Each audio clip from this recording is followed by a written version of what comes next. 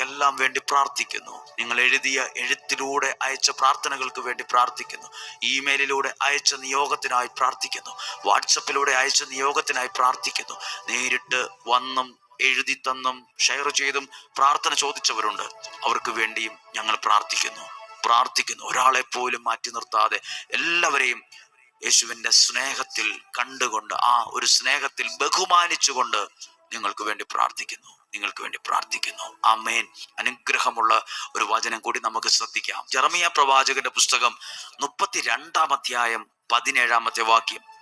ജെറമിയ പ്രവാചകന്റെ പുസ്തകം 32 17.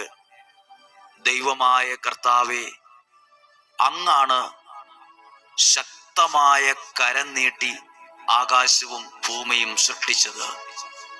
അവിടെ ഞാൻ പ്രാധാന്യം കൊടുക്കുന്ന ഒരു വാക്കുണ്ട്. കർത്താവേ, അങ്ങാണ് ശക്തമായ